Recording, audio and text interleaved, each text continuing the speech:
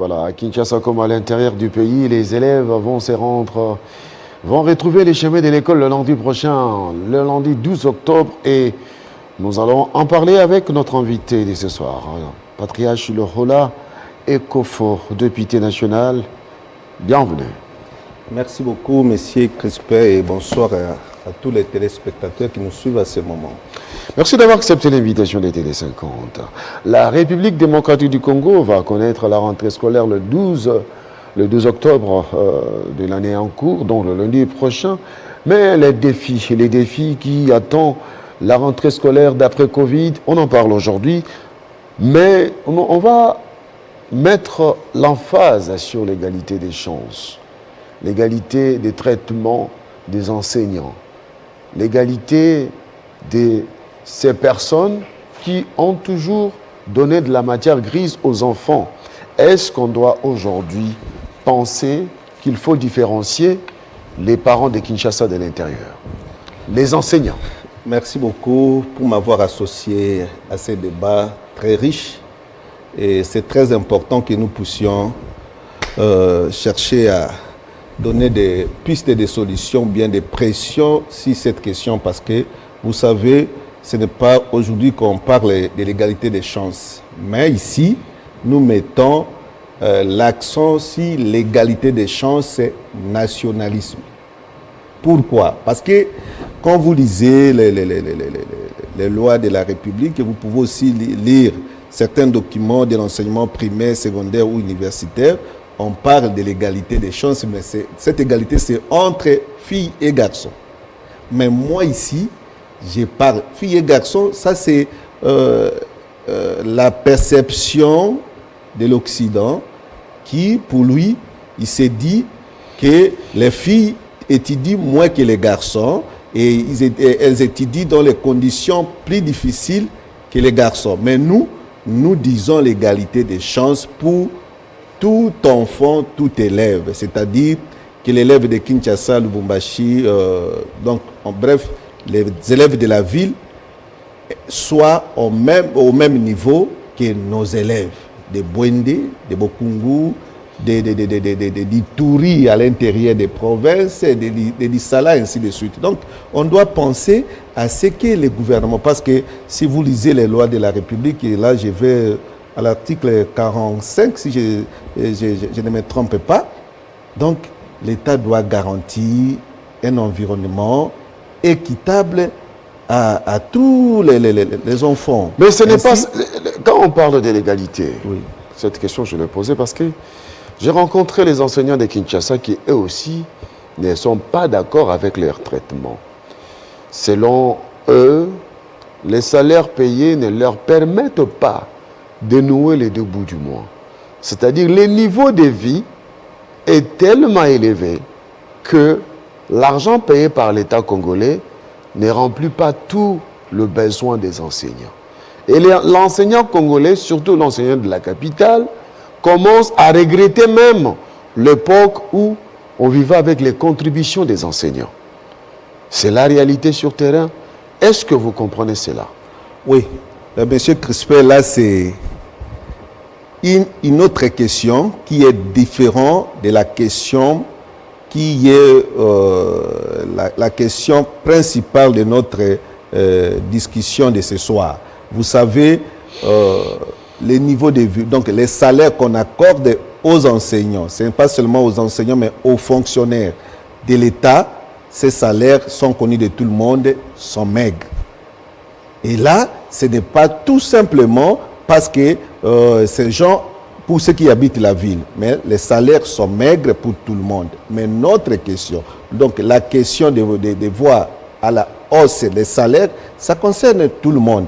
Mais notre préoccupation, c'est-à-dire l'égalité des chances, parce que l'éducation aujourd'hui, nous encadrons les jeunes filles et les jeunes garçons qui vont nous représenter demain. Alors, il ne faudrait pas qu'il y ait un écart très criant entre ces deux enfants, l'enfant de la ville et l'enfant de chez nous, tout simplement par raison d'espace géographique. Je voudrais que les gens comprennent. Les salaires, ça c'est un autre débat, on pourrait le dire après. Mais nous disons ici, les salaires que l'enseignant de Kinshasa reçoit, ça doit être les mêmes salaires que l'enseignant qui est à Yamboukou, à Bumba, qui est chez moi à Bokungu ou à Yokamba. Attendez, Pourquoi qui cela? est à Ituri, à l'intérieur. Pourquoi? Parce que, je vous dis, ces enfants doivent être à même niveau parce qu'ils sont soumis aux mêmes examens. Parce que quand on a composé l'examen, c'était les mêmes examens qui étaient livrés aux enfants à travers le territoire national. Et parce que je parle de l'égalité des chances, des raisons c'est quoi? Vous allez trouver si les plans ressources humaines, si nous prenons les personnels enseignants, nous sommes déficitaires. Nous de l'intérieur, nous les villageois. Nos enfants ne bénéficient pas de la même instruction que les enfants qui sont en ville parce que vous n'allez pas trouver les licenciés ni les gradués qui enseignent chez nous. Or, pendant l'examen d'État, la matière composée, c'est la même qui est composée par licenciés et gradués et qu'on envoie chez un enfant qui n'a pas reçu la même instruction. C'est très très important parce que aujourd'hui, si nous parlons de l'égalité de la il faut uniformiser les niveaux. Oui, c'est quoi? L'État, c'est lui le pouvoir organisateur. Il doit faire en sorte qu'il puisse stimuler les enseignants qualifiés à aller enseigner au village.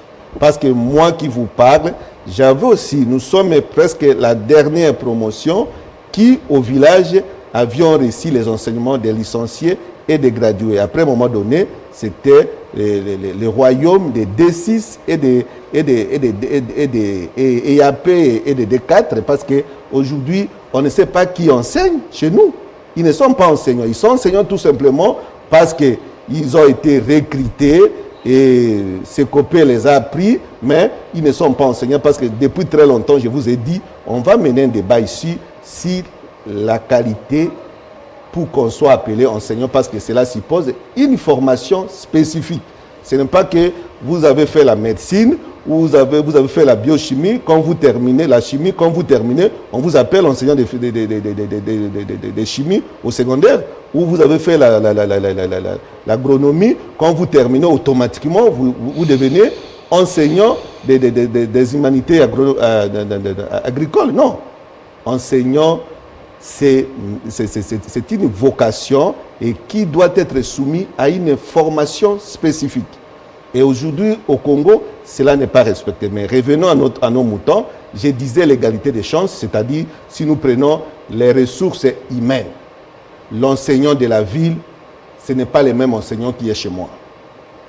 À Bokungu ou à Lissala ou à Bumba, à l'intérieur là, ce sont d'autres personnes qui enseignent, qui n'ont même pas appris à enseigner. Deuxième niveau, si nous prenons infrastructure, les écoles que vous voyez ici, Athénée de la Gombe, Elikia, Saint-Raphaël et ainsi de suite, il n'y a pas d'école chez nous.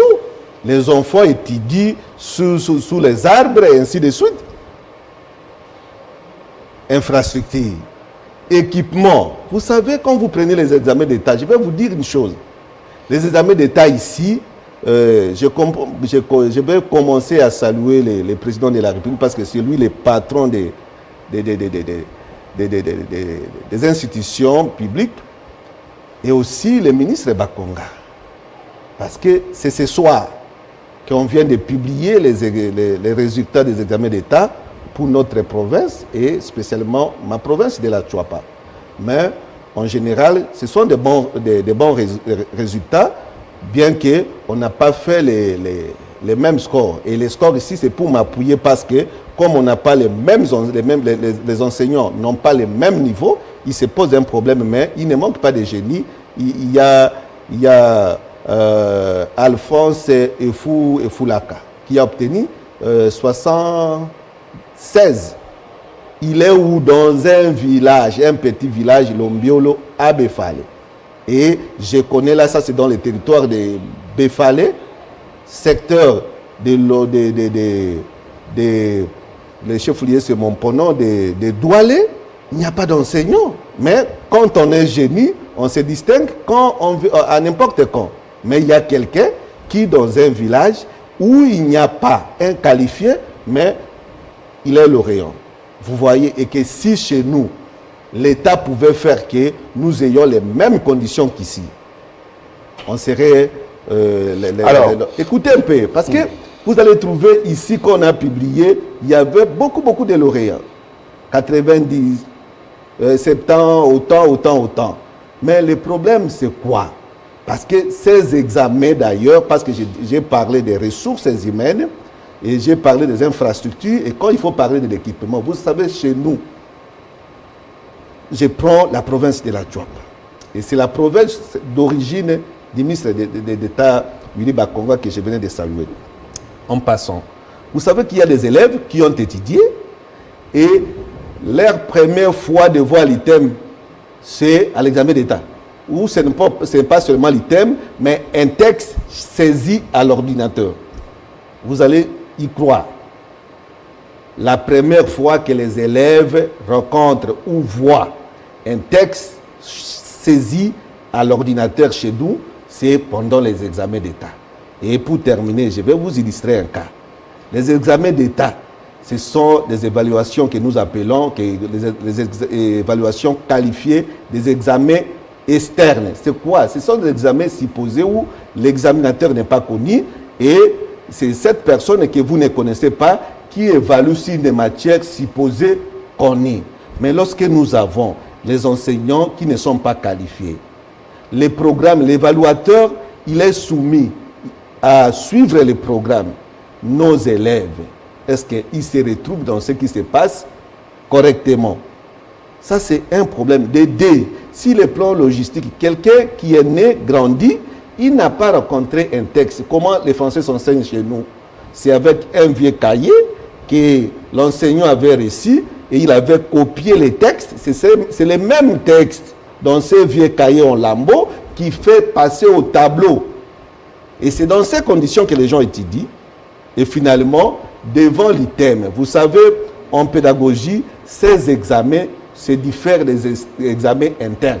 L'examen interne, c'est un examen qui est assuré par l'enseignant ou enseignant original, habituel. Vous les connaissez et c'est lui qui a enseigné, il vient évaluer. Ce sont les examens qui se font en classe. Mais externe, c'est quelqu'un que vous ne connaissez pas. Et ce n'est pas seulement que vous ne connaissez pas l'évaluateur, mais aussi l'évaluateur s'attelle sur des programmes nationaux. Et ensuite, les matériels. Quelqu'un qui ne connaît même pas un texte saisi à l'ordinateur, c'est devant l'examen d'État le tableau que vous êtes en train de peindre est tellement sombre, honorable patriarche là. Eh bien, quand je comprends votre discours, votre plaidoyer. Si rien n'est fait, la République démocratique du Congo risque de connaître une génération, une rupture des générations qui n'aura pas bénéficié d'une bonne qualité d'enseignement et on va continuer à avoir quel genre d'élite dans notre pays, surtout pour ceux qui sont à l'intérieur. Non, l'élite sera là parce que je vous dis, les talents divers font toujours déception. Je venais d'illustrer un cas ici dans l'Institut Lombiolo qui est même au fin fond de Befal, un petit village, et l'auréat de la province sort de là. Tout simplement pourquoi? Parce que vous savez, j'étais en train de dire concernant les examens d'État, on doit démystifier ce qui se fait parce que bien souvent, ce sont les villes de Kinshasa, Lubumbashi, ainsi de suite, qui cartonnent.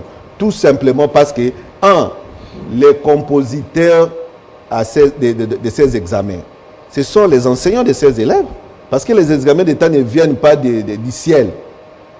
Il y a, comment on appelle ça, collecte des questionnaires. Mais ceux qui composent ces questionnaires, ce sont les enseignants d'ici. Et parce qu'ils sont compositeurs, bien qu'il y a un niveau où on va trier, mais les compositeurs entre eux, ils se communiquent. La solution ils entraînent les enfants à ces questions avant la passation des examens d'État. C'est ça la facilité que ces élèves ont. Mais vous allez trouver, une fois que nous allons à l'université, au supérieur, ce n'est pas seulement les élèves de ville qui sont premiers ou bien qu'ils occupent les 10 premières places, bien qu'il y a les points sexuellement ou de quelle manière qui sont transmises, mais si vous prenez les résultats des examens de l'université, nous occupons la bonne place, parce que ce n'est pas après que les étudiants de la vie aient passé que nos étudiants viennent après. Non, vous allez trouver nos étudiants, bien souvent, ils occupent les places de choix. C'est tout simplement pour dire que nous, comme éducateurs, nous devons nous poser la question et chercher à trouver des réponses adéquates, même en ce qui concerne les publications. Le pouvoir organisateur, c'est l'État. Est-ce que nous sommes soumis à attendre toujours les résultats de Kinshasa avant toutes les provinces? Quel est ce texte qui les dit? On vous dira, parce que suivant la procédure de ramassage, ce sont les examens de Kinshasa qui arrivent, mais qui empêchent à l'État d'aller, donc de poster un avion, soit à Bokungu, à Lissala, ainsi de suite, pour que, à la fin de l'examen, et ces examens arrivent le matin, pour que nous puissions avoir les publications des arrière-provinces avant de Kinshasa. Vous voyez cette manière de stéréotyper les choses, de voir que non, ça ne doit commencer que par Kinshasa. C'est Kinshasa qui doit produire les meilleurs lauréats, ainsi de suite. C'est là notre combat. Et nous disons, il faudrait que les pouvoirs organisateurs puissent mettre tout le monde à l'égalité, donner la chance à tout le monde, faire en sorte que la rémunération soit équitable. Tout simplement parce que à Kinshasa ici, si les transports ne coûtent pas cher ou les loyers coûtent cher, chez nous, les transports pèsent parce qu'actuellement, les Wewa sont partout. Et enseignant qui est au secondaire, au primaire, qui va à pied, et dans même agglomération, il y a les enfants qui prennent les Wewa. Ça, c'est créer un conflit entre l'enseignant et l'élève, parce que l'enseignant est à pied. Et que quand l'élève va les dépasser, il les salue. Bonjour, monsieur. Quelle est l'attitude de l'enseignant qui est à pied? On est éducateur, on est humain. Et arrivé là-bas, il dira, voilà les conditions, l'environnement où nos élèves se retrouvent. Et une fois que cet enseignant va entrer dans la salle, il va régler les comptes à cet élève. Ce n'est pas facile à résoudre. Hein. Ce n'est pas facile à résoudre. Cette problématique que vous présentez aujourd'hui en rapport avec l'égalité des niveaux. C'est facile. C'est facile pour vous? C'est facile, il suffit seulement d'avoir un peu de volonté. Tout simplement en ce qui concerne les salaires. Si celui qui est à Kinshasa, aujourd'hui je ne sais pas s'ils sont à 400 000 francs congolais, que celui qui est à Bokungu, à Yokamba, à Ikelave, Ikomalo, et ainsi de suite, est aussi 400 000. Je l'avais dit ici, ça va stimuler ceux qui ont des diplômes, les qualifiés, ce n'est pas les diplômes, mais les qualifiés en la matière, de quitter les centres-villes pour aller là-bas et ils feront un peu d'économie pour leur vie. Mais lorsqu'il n'y a pas de motivation, à ce moment, ils préfèrent de rester ici. Vous avez parlé, vous avez soulevé la question des motivations des parents qui a fait que les enseignants puissent être un peu à l'aise par rapport à la situation actuelle. À la situation actuelle. Vous savez, il faut des réformes, mais nous devons soutenir les réformes nécessaires. Parce qu'aujourd'hui, quelqu'un qui, par exemple, à Elikia, par mois, il recevait 600, 800 $, et aujourd'hui, il se retrouve avec 200 $. Vous dites, vous êtes en train d'assurer une éducation de meilleure qualité. Là, c'est le contraire.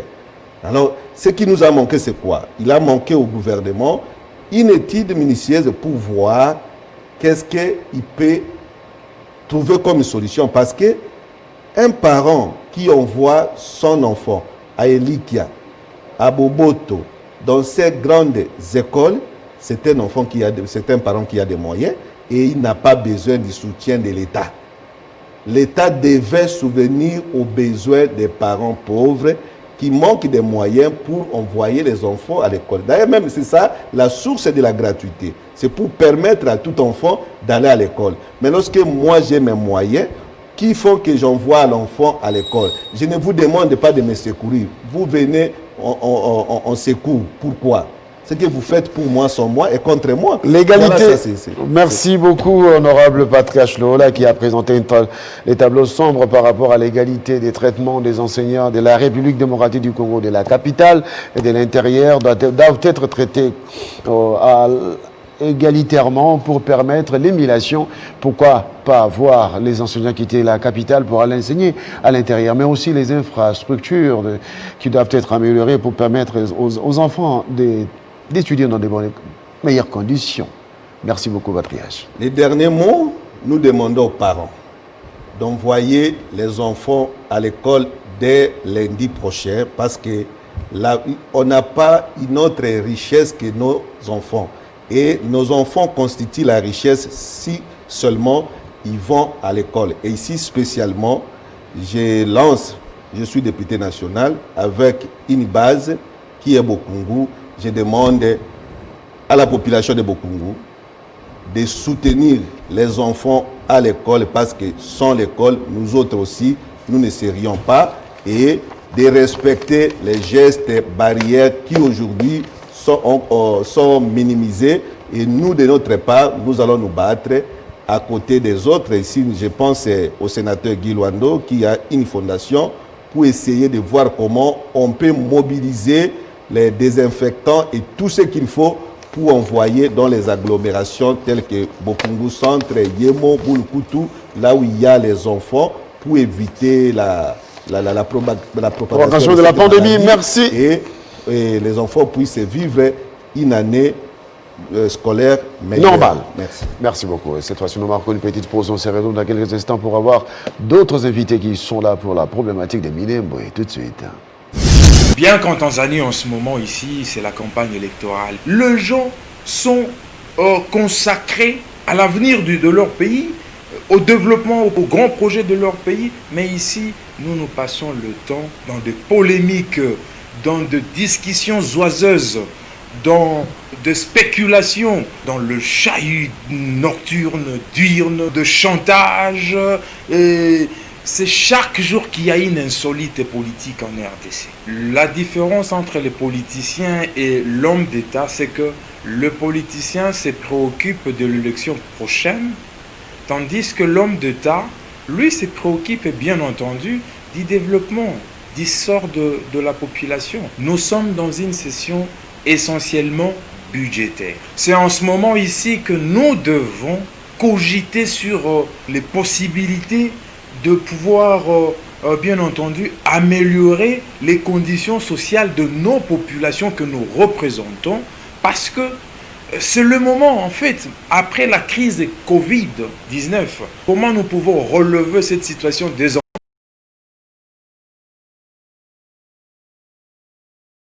de l'État.